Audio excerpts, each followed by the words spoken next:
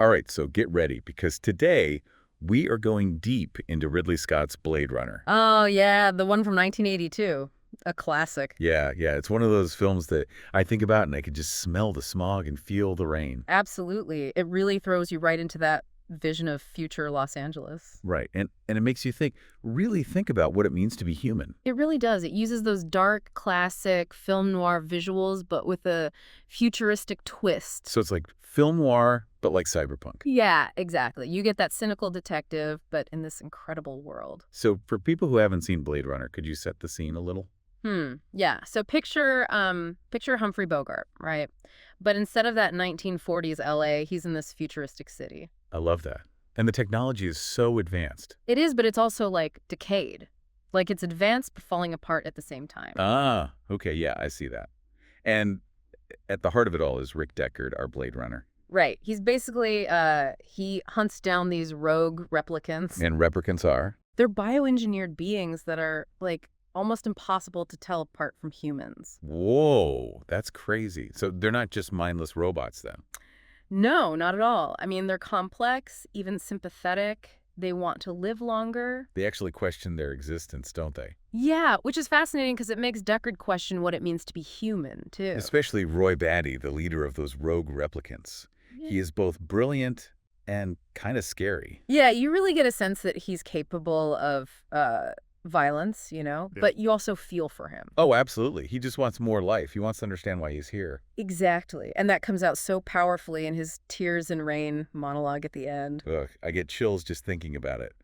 It's more than just a speech. It's like about all of us. You're right, it is. It makes you think about how short life is and what we do with it. Harrison Ford as Deckard is great too. Oh, he's perfect.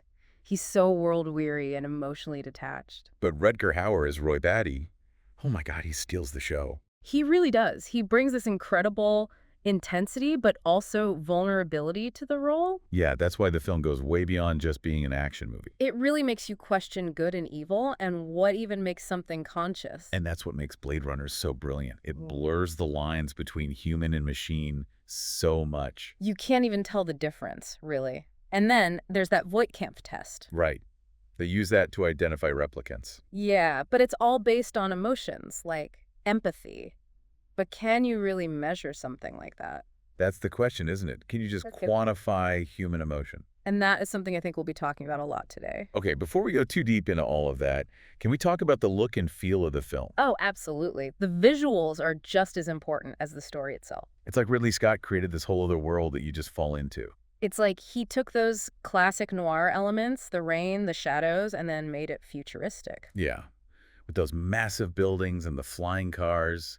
It's a wild mix. And it all just blends together so well. There's this constant feeling that something is off. Yeah, it's like humanity is losing itself in all of this technology. It is. And then there's the music, that Vangelis score. Haunting, isn't it? Yeah. It really sets the mood, especially with that dystopian vibe. Yeah, it blends electronic music with these melancholic melodies. Ugh, it really captures the replicants' longing for more life, too. It does. And just like that rain, it stays with you. It's the perfect mix of visuals, music, and this complex story. Which is why Blade Runner is so influential, right? Yeah. Think The Matrix and Ghost in the Shell. Yeah, it was like the start of something big. And what it says about AI and what makes us human is still relevant today. It's more relevant now than ever, we think. So Blade Runner is asking us, what would we do if we were Deckard? Do we embrace the artificial or hold on to our humanity? That is the question, isn't it? And I don't think there are any easy answers. And that's what makes this film so interesting to talk about. So let's dive into the story a little more. Sounds good to me. We need to talk about the characters that make Blade Runner so fascinating. Yeah, let's do that. There's a lot to unpack there. Okay, so where were we? Yes, the story. So we have these 4 replicants, right? Yeah, the ones who escaped. Right, and they're bioengineered. Almost like humans, but They're not quite. exactly. They escaped from an off-world colony and they come back to Earth. They come back because they're looking for their creator. They are. They want to know, I think, why they have such short lifespans. Oh, that makes sense. Yeah. They want to live longer. They do. And it's interesting because even though they're artificial, you can really feel their fear of death. It's a very human emotion, that desire to keep living. Totally. And that's what makes the replicants so compelling. You really connect with them. especially Roy Batty. Oh, yeah, absolutely. He's such a powerful character. You know, he's strong and intelligent, but you also sense this desperation in him. You really do. He's capable of such violence. Yeah, but there's also this sadness there, right? Mm-hmm. Like he knows something's missing. Right. And that's clear when he meets J.F. Sebastian. Oh, the genetic designer. Yes. He represents, like, this creator figure that the replicants are seeking. Oh, yeah, I remember that scene in Sebastian's apartment. The one where Roy's almost like a child. Yeah. He's fascinated by all those biomechanical toys. Right. And it's like he sees himself in them, trying to figure out his own existence. And then he asks Sebastian to help him extend his life. He does, but Sebastian can't do anything. That's such a sad moment. It is. It reminds us that no matter how advanced we get, we can't control everything. Like death. Yeah, exactly. And that scene really sets up Roy's final encounter with Deckard. Oh, man, that rooftop scene. He knows his time's running out, so he's going to make the most of it. I always get chills when Deckard's hanging from that building. And Roy saves him. I know. Yeah. I mean, he could have just let him fall. Totally. Yeah. But instead, he shows this incredible act of mercy. It completely changes how you see him. It's like, who's the real villain here? You start to question everything. It makes you wonder, what does it even mean to be human? Right. Because Roy, this replicant, shows empathy and compassion. He does, and that challenges our assumptions about what makes someone human. It's not just about where you come from, but about your actions. Exactly. It's about how you treat others, how you choose to live your life. And speaking of choices, Deckard's journey throughout the film is really interesting, too. Oh, it is. He starts out as this hardened Blade Runner. He's seen a lot. Right. He doesn't really see replicants as anything more than targets. But as he interacts with them more, he has to confront his own humanity. He does. There's that scene with the photograph, remember? The one that suggests he might have implanted memories. Exactly. And it makes you wonder, is Deckard actually a replicant? I know. That ambiguity is what keeps people debating about the film, even today. It really does. It's brilliant how Ridley Scott doesn't give us a clear answer. Yeah, it's like he's saying the line between human and artificial isn't so clear-cut. And it makes that Voight-Kampff test even more intriguing. It does. It makes you question if emotions are really what defines us. Especially now, right? With AI getting so advanced, it's a question we have to ask ourselves. Could AI ever truly mimic human emotions? Could they fool a test like that? It's a really interesting question.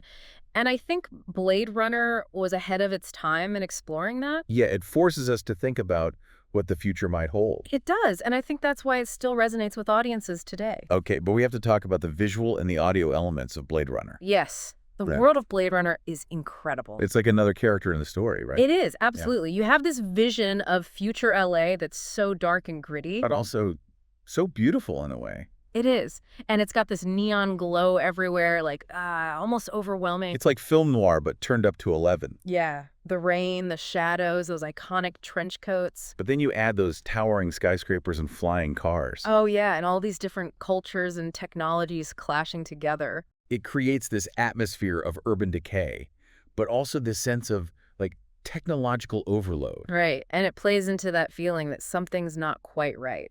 You get the sense that humanity is kind of losing its way. They are. And Yeah. Vangelis' score really underscores that. Oh, the music is perfect.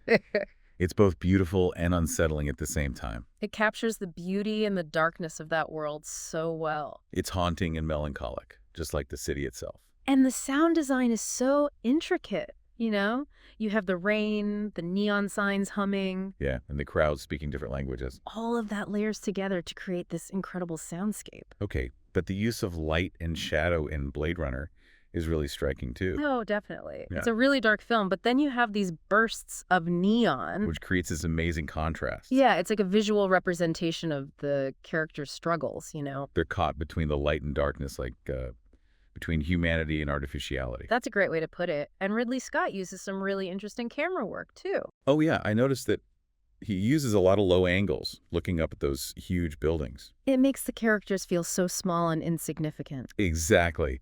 And then those slow camera movements add to the atmosphere. They really draw you into that world, make it feel so real. The whole world is both beautiful and dangerous, alluring, but also scary. And that's what makes Blade Runner so enduring, I think. It makes us confront our own fears about the future. About technology taking over, about what it means to be human in a world that's constantly changing. And it does all of that in a way that's visually stunning and intellectually stimulating. And emotionally resonant, too. It stays with you, even after it's over. Yeah, it makes you question everything you thought you knew. And that's why it's considered a masterpiece, right? Absolutely. It's influenced so much of science fiction. Oh, absolutely. It's still so relevant and thought-provoking today. Maybe even more so than when it first came out. I think so. Yeah. It's a film that deserves to be seen and discussed. So we talked a lot about the characters, the story, the world building. Yeah, but we've barely scratched the surface of what Blade Runner has to offer. Right. We haven't even touched on the philosophical stuff yet. We haven't. There's so much more to explore. It's crazy, right? Like, Blade Runner is a dystopian future, but it feels like it could be just around the corner. Yeah.